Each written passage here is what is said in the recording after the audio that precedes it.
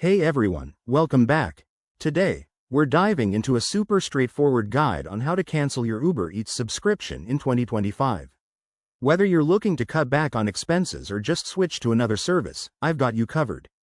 This process is quick and easy, but always double check for any updates from Uber, as things might change. Let's jump right in. First things first, make sure you're logged into your Uber Eats account. You can do this through the mobile app or the website. I'll cover both for you.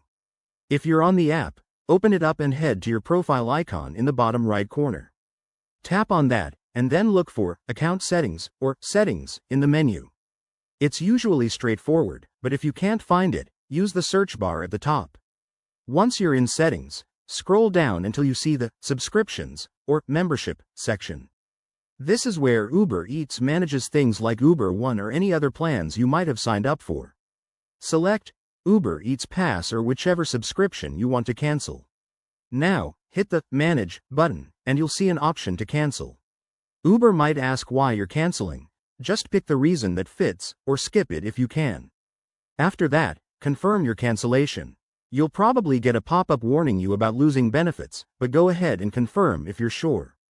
If you're using the website, log in at ubereats.com, go to your account page, and follow the same path. Settings, then Subscriptions. It should take less than a minute. A quick tip.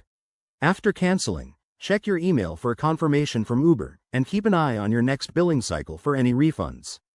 If you run into issues, contact Uber support through the app. They're usually helpful. Remember, canceling doesn't delete your account, so you can still use Uber Eats for one-off orders. There you have it. That's how to cancel Uber Eats in 2025.